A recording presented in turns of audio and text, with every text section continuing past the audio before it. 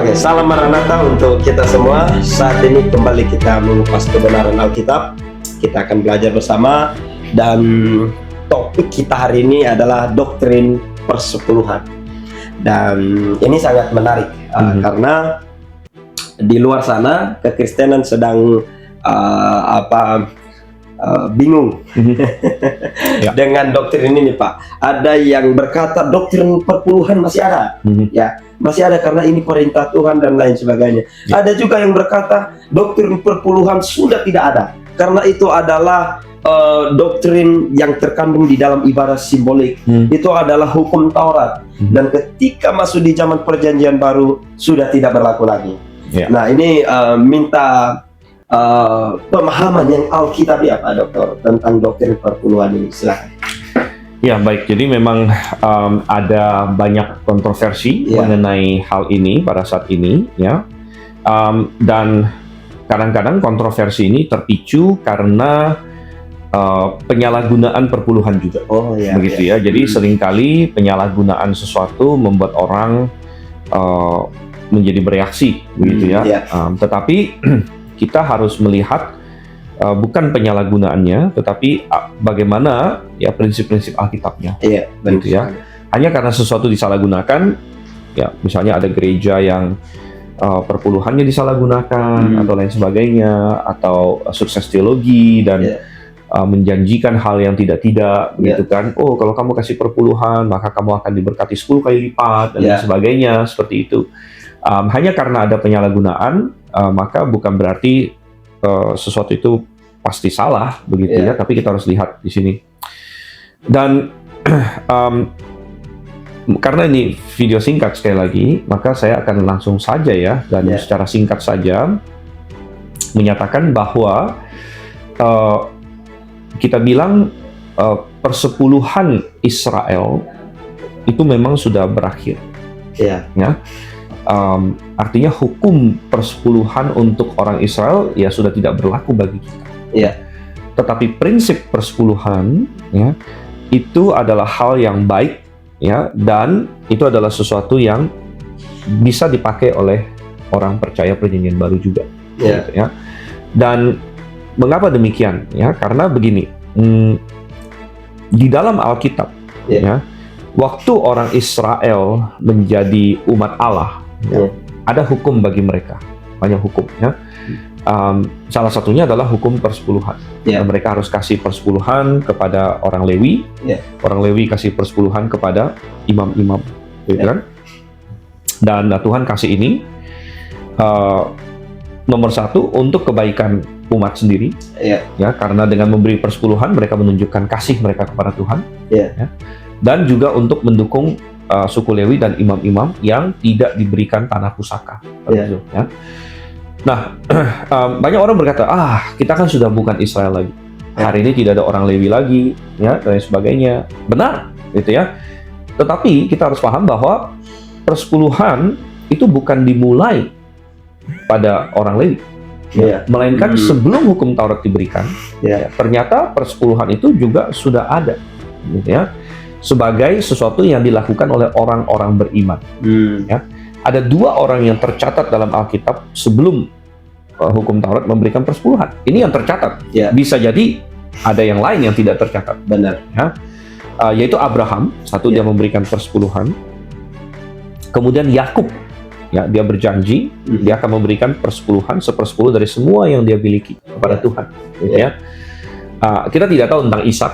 Bisa jadi dia ini juga, karena kita bertanya dari mana Yakub punya konsep itu, gitu kan, dan lain sebagainya.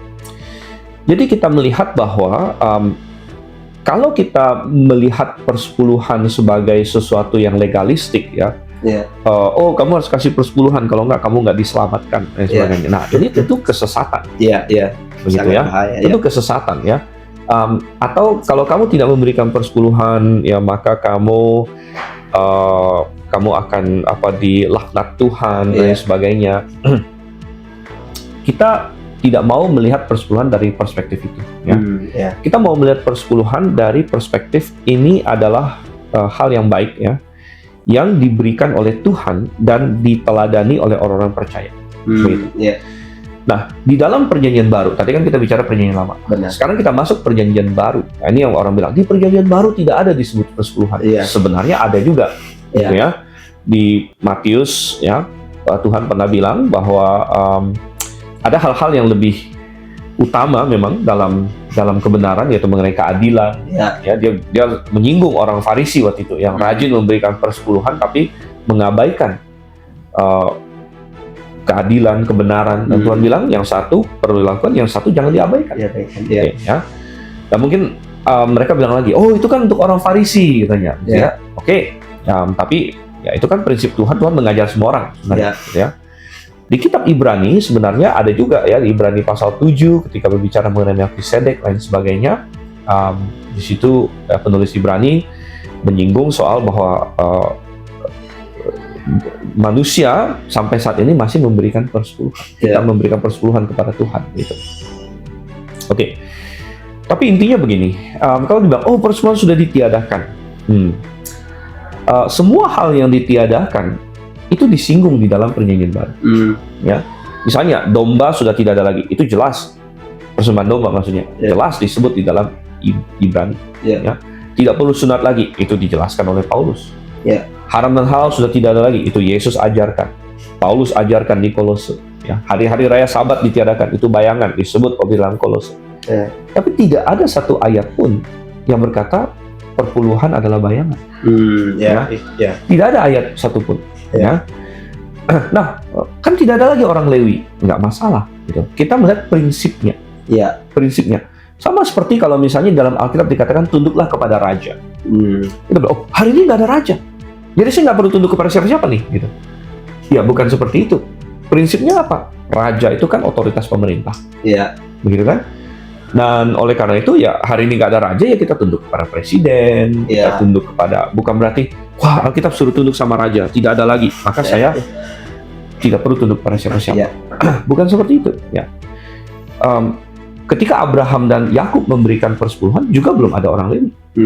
Malah diargumentasikan Lewi itu malah anak mereka. Begitu kan? Dan prinsip yang sama berlaku bahwa hari ini kita bisa memberikan persepuluhan. Intinya persepuluhan itu adalah kasih kita kepada Tuhan. Begitu ya. Seperti Yakub memberikan pada Tuhan. Begitu. Nah, hari ini kita memberikan kepada Tuhan juga, begitu. Dan prinsip persepuluhan itu berkata kita memberikan ya sebagai target kita 10% minimum. Begitu. Nah, ada juga suatu konsep orang bilang, saya nggak mau kasih persepuluhan karena saya mau kasih lebih katanya. Nah, saya mau 12%, 15%, 20%. Prinsip persepuluhan tidak berkata kamu hanya boleh kasih 10%. Gitu. Melainkan prinsip persepuluhan berkata 10% adalah target dan teladan orang-orang percaya sepanjang zaman. Ini adalah apa yang Tuhan kasih kepada umatnya Israel dulu. Ini adalah yang dilakukan oleh Abraham dan Yakub sebelum ada hukum Taurat bahkan. Dan ini yang disinggung oleh Tuhan Yesus di Matius. Kemudian ada diulangi lagi oleh penulis Ibrani. Dan yang adalah target yang bagus bagi kita untuk memulai. Begitu. Silakan memberikan lebih, nggak masalah. Perpuluhan tidak melarang itu kok. Begitu ya. Mau kasih 90% juga nggak masalah. Gitu. Mau kasih 100% juga nggak masalah. Begitu kan? Bukan berarti pengajaran perpuluhan itu stop sampai 10% gitu. Bukan. Ini justru kita bilang ini adalah suatu target teladan orang percaya dan prinsip yang ada dalam Alkitab. Itu sebagai suatu target minimum yang kita coba capai di situ. Dan kita bilang bahwa di dalam Alkitab jelas ya bahwa kita perlu memberi kepada Tuhan. Dan kita perlu memberi sesuai dengan yang Tuhan berikan kepada kita dalam 1 Korintus 16 ya, hendaklah tiap-tiap orang menyisihkan sesuai itu bagaimana Tuhan memberkati dia. Artinya orang yang dikasih banyak ya berikanlah lebih banyak. Orang yang dikasih sedikit berarti kan ada suatu persentase di situ. Ya. Persentasenya apa? Apa tiap-tiap orang ya udah bisa orang kaya bilang saya mau kasih 1%, nggak perlu persentase. Orang yang lain lagi enggak saya mau kasih 5%, saya mau kasih 10%. Ya. Dalam pengertian kalau tidak ada target ya, maka semua orang artinya bisa saja saya maunya sekian persen, jadi tidak lagi sesuai dengan proporsi kalau begitu. Ya, tidak lagi sesuai dengan proporsi ya. Oleh karena itu Loh, lalu persentasenya berapa dong targetnya? Loh, kenapa tidak pakai yang ada dalam Alkitab? Ya, benar. Begitu ya. Oke, baik. Jadi terima kasih Pak Dokter. Ini ada beberapa pertanyaan. Ya. Kita tahu di Indonesia ini ada terkhusus ya, setelah saya analisis ke gereja-gereja suku, ya juga dulu kita di Nias begitu. Tapi secara umum ini ya, di berbagai gereja suku itu ada istilahnya itu persembahan atau pundi. Nah, dalam gereja ada beda-beda, ada 3 pundi, 4 pundi. Jadi ini persembahan dipakai untuk pembangunan, untuk majelis, untuk ini itu, dan tidak ada doktrin perpuluhan. Apakah ini alkitabiah atau bagaimana Pak Dok? Iya, jadi di dalam Alkitab ada namanya persembahan dan perpuluhan. Ya, persembahan dan perpuluhan. Ya, jadi begini, memang adalah tugas kita sebagai orang percaya, ya, untuk mendukung pekerjaan Tuhan. Ya, dan itu adalah hal yang perlu dilakukan. Gitu kan? Dan ya, Tuhan menggunakan perpuluhan ya untuk mendukung orang-orang yang melayani Dia. Terutama, dan mendukung jemaat gitu ya. Kalau dalam perjanjian lama, sekali lagi prinsipnya adalah bahwa perpuluhan itu menyokong Lewi dan imam. Tuhan bahkan bilang di Maleakhi, bawalah perpuluhan supaya di rumahku ada makanan. Nah, sekali lagi ada orang bilang, wow, itu perjanjian lama. Perjanjian lama bukan berarti jelek begitu. Paulus di dalam 1 Korintus pasal 9 mengutip banyak prinsip perjanjian lama mengenai bagaimana kita harus menyokong hamba Tuhan. Paulus berkata di dalam 1 Korintus 9 di situ, di dalam hukum Taurat tertulis jangan memberangus mulut lembu yang sedang mengirik. Kalau Paulus bilang, apakah lembu yang Tuhan pikirkan, gitu kan? Loh, Paulus itu kan perjanjian lama. Apa kita perlu tegur Paulus, gitu kan? Paulus, kamu lagi pakai hukum perjanjian lama loh, gitu kan? Bagi Paulus nggak ada masalah. Ada satu prinsip di situ. Benar. Prinsip. Kemudian Paulus bilang lagi, bukankah imam yang melayani di atas mezbah mendapat bagian dari mezbah itu? Lalu kita bilang lagi, Paulus, hari ini udah nggak ada imam loh, gitu kan? Paulus itu perjanjian lama loh, gitu kan? Tapi Paulus pakai itu gitu, ya. Jadi ketika misalnya kita melihat dalam perjanjian lama, ya Tuhan memakai persepuluhan ya, untuk menyediakan makanan katanya di Maleakhi itu kan, ya supaya ada makanan di rumahku, ya. Ini suatu prinsip yang bagus juga, ya, yang relevan untuk perjanjian baru, di mana Tuhan ingin orang percaya mendukung pekerjaan Tuhan, mendukung pelayan-pelayan Tuhan, ya, dan perpuluhan bisa dilakukan itu untuk melakukan itu. Saya tidak ada masalah dengan ada dana khusus pembangunan kah, dana khusus untuk apakah, ya. Tetapi baiklah gereja juga mengajarkan bahwa mari kita memberikan persepuluhan, gitu ya, untuk keberlangsungan pelayanan dan juga terutama orang-orang yang melayani. Ini ada satu pertanyaan lagi Pak Dokter. Kita tahu di Amerika terkhusus gereja Baptis membuat suatu aturan bahwa setiap jemaat harus mengembalikan 20%, ya kan? Dan di situ mereka mendasarkan salah satu argumennya itu bahwa ini bukan perpuluhan tetapi persembahan dengan sukarela, didasarkan pada 2 Korintus pasal 7. Jadi artinya begini, bahwa di zaman sekarang tidak ada patokan nominal, ya, tidak ada patokan nominal seperti 10%, tidak ada. Bahkan mereka kutip prinsip di dalam Roma berkata bahwa bahkan seluruh tubuh adalah persembahan. Oleh sebab itu katanya tidak perlu pakai patokan.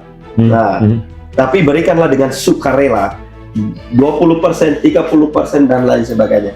Ini minta tolong dijelaskan pemahaman yang benar. Iya, baik.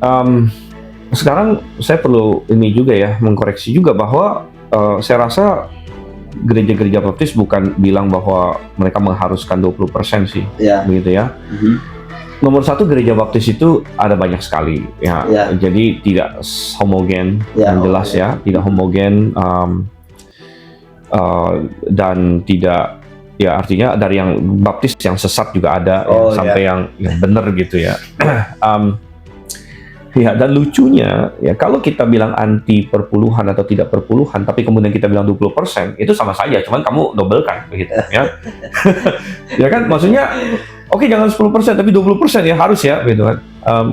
Ya sama aja dong kalau gitu kan.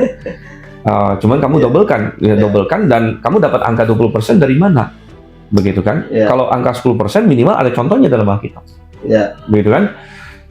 20% dari mana? Lalu bilang, ya berikan sukarela, tapi harus 20% untuk 30%. Ya, oke, maksudnya jadi aneh gitu kalau seperti itu kan?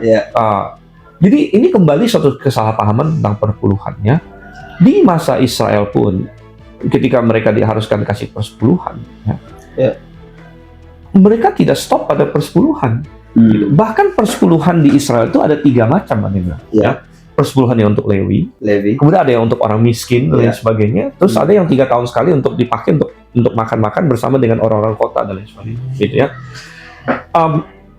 Jadi kita bilang dan Tuhan bilang persembahan dan persepuluhan, gitu. Jadi di zaman Israel pun orang tidak stop pada persepuluhan. Ini yang kita bilang tadi bahwa 10% itu adalah target minimum kita, begitu ya. Target minimum kita. Bebas, kamu mau kasih 20% silakan gitu. 30% silakan, nggak masalah gitu kan. Nah, kamu dapat angka 10% dari mana? Ya minimal itu ada teladannya dalam Alkitab. Ada prinsipnya. Kalau kamu dapat 20% dari mana angka? Gitu kan? Ya itu nggak ada gitu. Kamu dapat 30% dari mana? Nggak ada. Kan harus sukarela, benar. Kasih persepuluhan juga perlu sukarela. Gitu kan? Karena Tuhan menghendaki pemberi yang ceria begitu. Permasalahannya adalah jemaat itu perlu diajarkan target gitu. Kalau kita tidak ada sebut suatu angka, semua orang bingung gitu kan. Benar. Oh 1% juga, ya udahlah 1%, gitu kan. Tapi gereja-gereja justru mengajarkan bahwa, ini loh yang dilakukan oleh orang-orang beriman zaman dulu. Ya kan kita sering bilang Bapak Abraham, ya kita anak Abraham, gitu kan. Wah kita mau berkat Abraham, ya. Tapi kalau meneladani Abraham dalam memberi, jangan, kan jadi lucu, gitu kan? Orang-orang beriman di Perjanjian Lama, dan kemudian prinsip Perjanjian Baru, cocok dengan konsep bahwa kita memberikan persepuluhan, dan bahwa lalu kita lebih dari itu lagi. Begitu Barnabas jual tanahnya dia kasih semua, misalnya, gitu kan? Nggak ada masalah dengan itu, ya. Sekali lagi ada satu konsep yang salah bahwa seolah-olah pengajaran perpuluhan itu membatasi orang memberi gitu. Enggak gitu. Enggak gitu ya. Ini untuk mengajarkan umat, apalagi yang baru percaya Tuhan dan lain sebagainya. Ini loh yang dilakukan orang-orang zaman dulu. Ini prinsipnya. Dan mari kita memberikan dengan sukacita, dan bahkan kita makin bertambah, makin mengasihi Tuhan dan memberikan lebih dan lebih lagi. Oke. Jadi minta ini Pak Dokter, satu kesimpulan. Apakah dampak positif bagi jemaat yang setia melakukan perintah Tuhan ini, yaitu memberikan 10%, dan apa dampak negatif bagi orang yang mengabaikan atau bahkan menghilangkan doktrin persepuluhan ini? Silakan Pak. Ya, kalau misalnya doktrin persepuluhan dihilangkan, maka yang terjadi seringkali adalah manusia tidak diajar, orang-orang percaya tidak diajar untuk memberikan, dengan berkorban, dengan rutin kepada Tuhan, gitu ya. Dan yang rugi sebenarnya bukan, banyak orang berpikir yang ngajar perpuluhan itu kan untuk demi gembalanya, demi pendetanya yang suka di khotbah perpuluhan dan sebagainya. Sebenarnya yang rugi adalah orang yang tidak diajar itu. Karena saya berkata berdasarkan Alkitab dan pengalaman pribadi, Tuhan itu tidak pernah merugikan siapa-siapa. Gitu ya. Amin. Dan Tuhan selalu memberkati orang-orang, bukan sukses teologi, tapi Tuhan memberkati orang-orang yang setia kepada Dia. Dan kalau kita tidak setia memberikan kepada Tuhan, itu yang rugi adalah kita. Gitu ya. Dan kalau saya nanti sesuai dengan sukarela saya aja lah, insidentil kapan-kapan gitu kan. Tidak, Tuhan ingin kita memberikan secara rutin. Dan dengan adanya rutinitas, kita akan memberikan lebih kepada Tuhan karena kita rutin. Kita rutin, kita bukan kayak tiba-tiba terbersit mau dan Ada orang bilang, wah pernah satu kali saya kasih 50%. Ya mungkin, tapi entah berapa tahun sekali dia kasih atau lain sebagainya, gitu ya. Bukan seperti itu. Tuhan ingin sesuatu yang rutin, ya, yang kita lakukan karena mengingatkan kita terus bahwa ini saya memberikan dengan berkorban dengan ini kepada Tuhan. Dan saya katakan bahwa orang yang tadi dikatakan, kita harus memberikan seluruh tubuh kita. Amin. Dan orang yang mau memberikan seluruh tubuh dia pada Tuhan tidak akan pusing dengan memberikan 10%. Jadi kalau bilang, saya kan mau memberikan tubuh saya, hidup saya. Ya bagus, amin. Saya rasa kalau orang seperti itu nggak akan ada masalah dia memberikan 10%, ya nggak 10%. 100% pun mestinya dia siap. Gitu kan? Jadi why not, gitu kan? Dan ini memberikan suatu teladan bagi orang lain juga. Dan efeknya adalah kita terbiasa rutin memberi kepada Tuhan, ya. Kita terbiasa menyisihkan, berkorban bagi Tuhan, dan kita akan mendapatkan berkat-berkat Tuhan. Oke, amin. Jadi dari pembahasan ini kita bisa paham dengan jelas bahwa doktrin perpuluhan masih eksis Alkitabiah, dan bagi mereka yang mentaatinya, melakukannya, akan bertumbuh di dalam iman dan hidup dalam berkat Tuhan. Terima kasih atas penjelasannya Pak Dr. Leo. Semoga ini menjadi berkat bagi kita semua. Dan kami dari sini mengucapkan selamat pagi dan Maranatha.